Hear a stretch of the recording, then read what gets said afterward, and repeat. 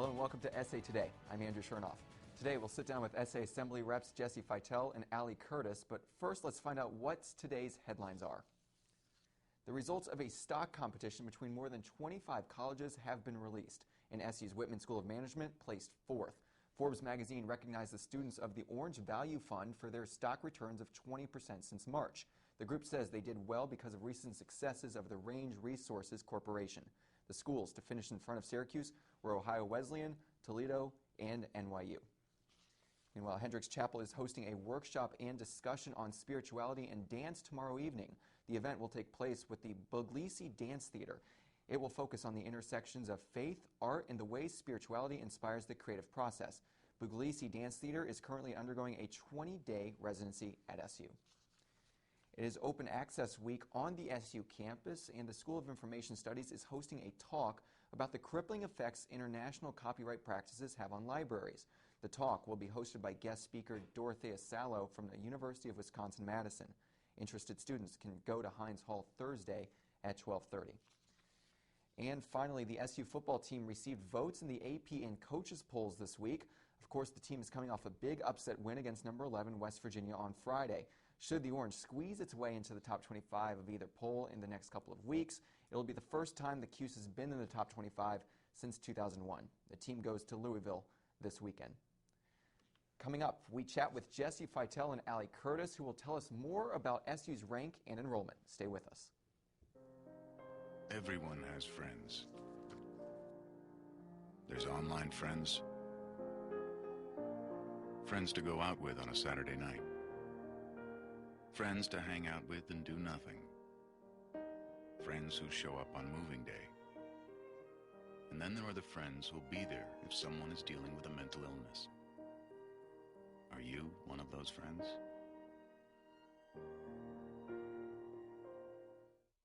How far would you go to help someone?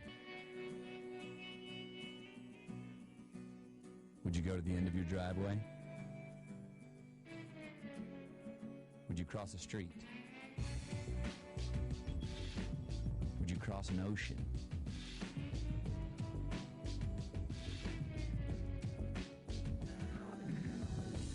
To a place 6,000 miles from home? And how long would you go? Would you go for a week? A month? A year? Would you go for 2 years? Would you go if you could use your knowledge to teach someone, and in the process, maybe learn something yourself? Life is calling. How far will you go? Peace Corps. Mom and Dad, we need you to be involved in our school, because when you are, we get better grades. And have a higher rate of graduation. It could be as simple as stopping in to read high school. Hey, we're not demanding like your boss, but we need you to be involved in our school. And maybe even get us a pony. Hear what your kids are saying. Get more involved. Join your local PTA. And welcome back. Joining us now, a couple of Student Association representatives on the Academic Affairs Committee, Jesse Feitel and Allie Curtis. Thank you both for being here today. Appreciate it. Our pleasure. Now, we want to just immediately dive into this for you, Jesse, is very important. You know, the Chronicle of Higher Education recently had an article saying that Syracuse is sacrificing academics for community service. How big of an issue is that? Well, Andrew, I want to comment on that article first.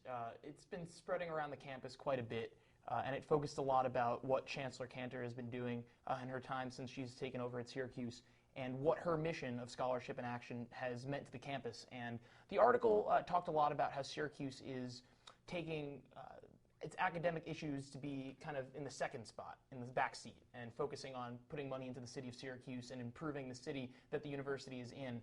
A lot of the article was very one-sided. It didn't take into account that many professors favor diversity. At university senate meetings, several professors expressed that diversity was key, and that there's a letter circulating that professors signed on to and agreed, and a lot of professors really refute the article. So I think the article definitely has its merits, and the financial numbers that it stated are pretty persuasive, but you have to look a little bit deeper into what Chancellor Cantor is trying to do. Now, do you think the Scholarship in Action motto potentially needs to be changed?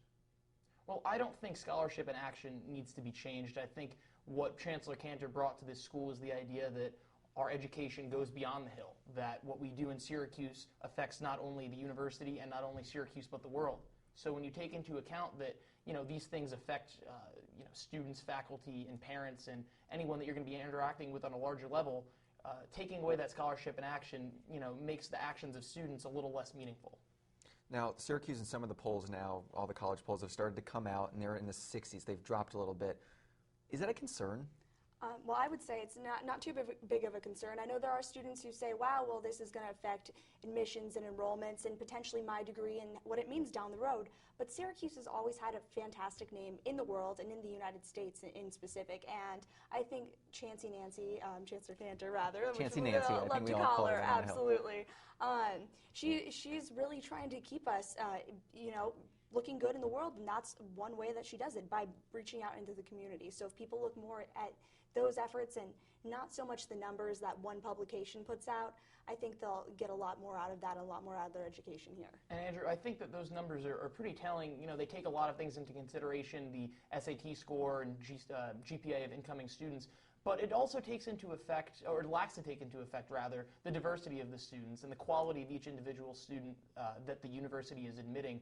And I think any student that is really going based on the numbers and doesn't do any more research into the merits of the university, its research institutions, the quality of its faculty and its facilities, really isn't doing their job as a high school, whether it be sophomore, junior, or senior. So taking those numbers at their face is important, but looking a little bit deeper is also important to show that the numbers aren't everything. Do the rankings, though, affect the amount of donations that alumni and friends of the university donate every year?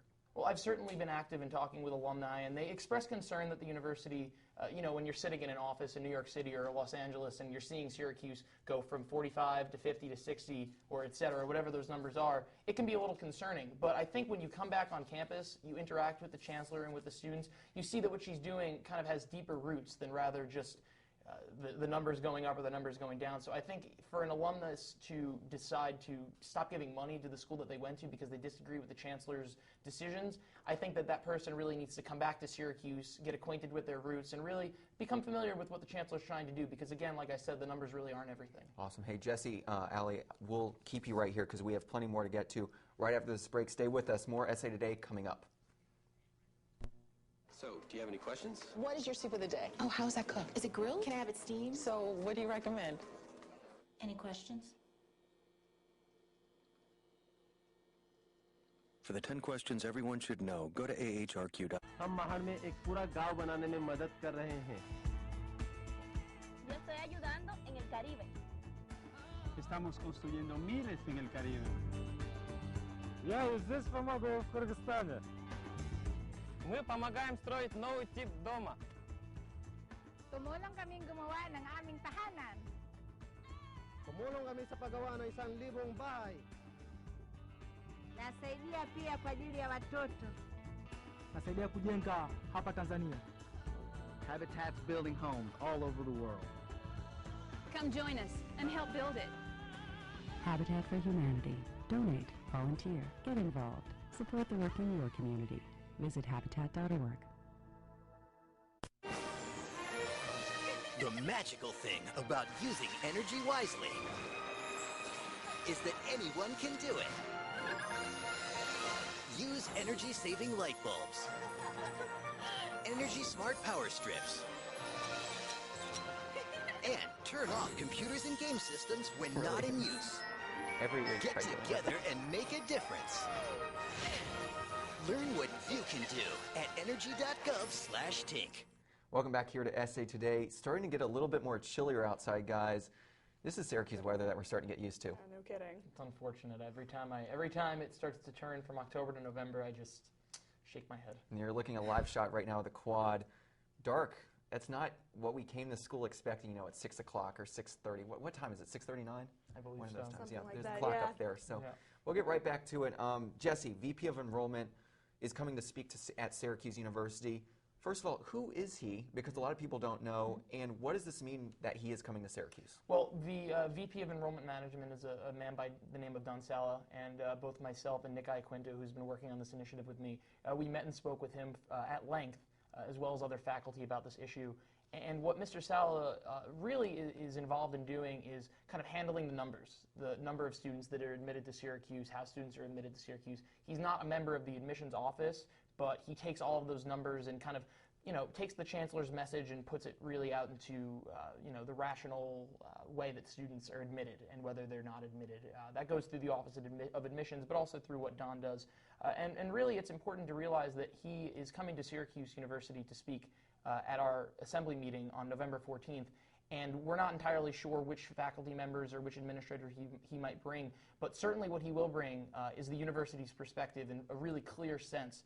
There have been some kind of new updated numbers and new figures that are really enlightening, and that I've learned those already, and I think that it's really great for the students to kind of have some transparency with the university, and to have somebody from the administration who's so important and prominent at this university to speak to students. I think it can only really do great things. Will it have a direct impact on what is changed, at Syracuse University? I think because our meetings are open to the public, students are invited to come as well as assembly representatives, and I think his message can be a little bit clearer. The university releases its numbers, generally when students have been admitted, and more so in the spring. But I think having him come in the middle of the fall, especially in the aftermath of this article being published, I think he can really clarify some issues and make students, alumni, and faculty who may not be familiar with the subject a little bit more comfortable with the direction the university is going. Now, a good direction the university went was this weekend. It was Family Weekend here on the Hill. And oh, absolutely. How much of a success was it this year? Oh, it was fantastic. It was great to see all the freshmen out there with their parents. I know my parents came, which was great. They drove up from Rhode Island. It's always nice to get a real dinner off campus somewhere. And they brought my winter coats, which was definitely much needed considering how the weather's taken a turn for the worse this week. Yeah, because especially with Thanksgiving coming up, you want to make sure you get the coats ready to go for the winter. Absolutely. Right. I think it's funny when you go on Parents' Weekend, the university is crowded, but Erie Boulevard is most crowded because everybody's flocking to the restaurants on Saturday night to have their parents pay for a good meal. It's ridiculous. I mean, even Marshall Street, I was down there Saturday, and it's packed and bustling, and it's not even a game day, which is really fun. Now, elections also coming up, Allie. I know this is right up your alley. Yes. No pun intended, but you want 100% also of people in SA, all the spots filled. How close are you guys, and who needs to fill those spots left? Right, so as you said, we're looking for 100%. This is an initiative that President Neil Casey wanted us to take on, and it just kind of clicked with me. This is what I'm good at. I'm good at talking to people and getting them involved in things, so I thought I would rally up a bunch of freshmen who came in, as well as we're looking for juniors and seniors, because we really want all classes represented. But aside from that, we need all schools represented, and we have filled every single school except the School of Education and the School of Visual and Performing Arts. And we're about to fill up the School of Education tonight, which is exciting. We're at 93% capacity, and it's so exhilarating every week to see us become larger and larger and larger, because when I was elected, we only had 10 people sitting on the General Assembly, which is wild to think about now when we're looking out at 60-some. So we're looking for VPA. That's the last college that we have to fill up, and we have 3 seats available out of 10, which is wild because we started with 3, and it's been really hard to get those visual and performing arts students to come in, but there is a spot for them in SA.